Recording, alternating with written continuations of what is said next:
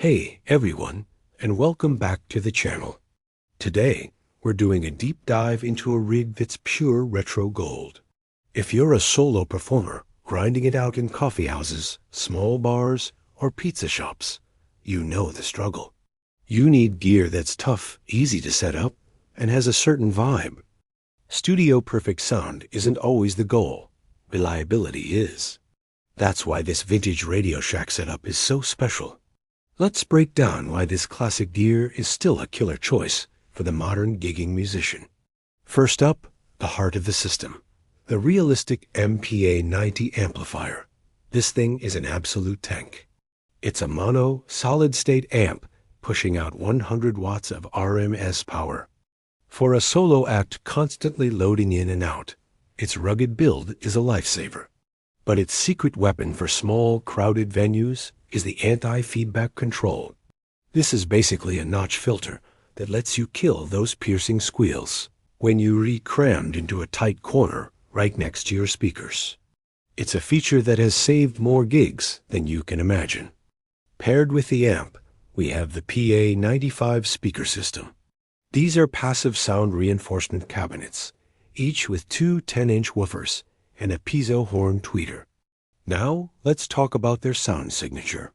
Their frequency response starts at 100 Hz, which means you're not going to get that deep thumping bass you'd want for electronic tracks. But for what we're doing, that's a good thing. It makes them perfect for vocal clarity and helping your acoustic guitar cut through the noise of a busy room. They're built from particle board, which is durable, but can be a bit heavy and doesn't love moisture, so keep that in mind. Now for the spice, the realistic 32 to 110 OA stereo mixer. This is a classic disco mixer that adds a ton of flexibility. You can use it to fade between different sources, like your instrument and a phone playing music during your break. The twin view meters not only look cool, but also help you keep an eye on your levels. Yes, these mixers are known for having a bit of a hiss. But let's be real, in a room full of people chatting and eating pizza, nobody's going to notice. It just blends into the ambient noise. Rounding out the setup is the realistic highball dual impedance mic.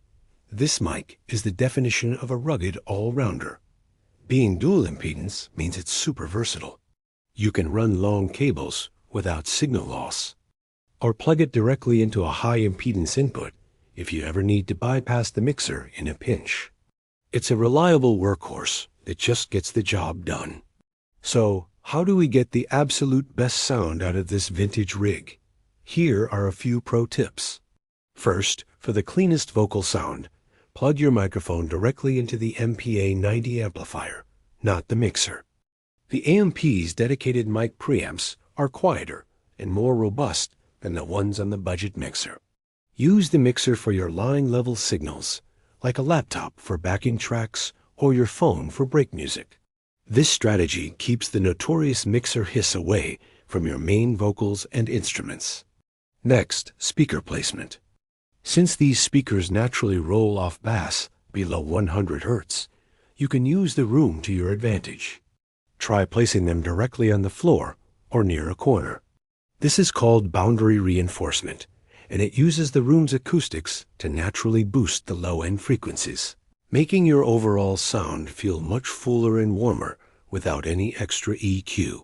Finally, managing feedback. In those super tight coffee shop gigs where you're right on top of your speakers, use the MPA-90's anti-feedback dial, but use it sparingly.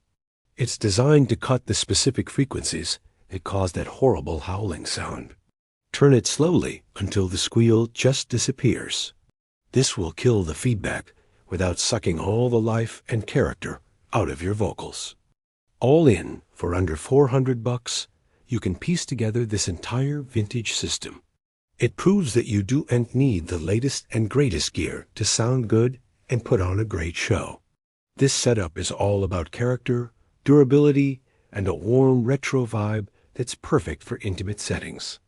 Thanks for watching, everyone.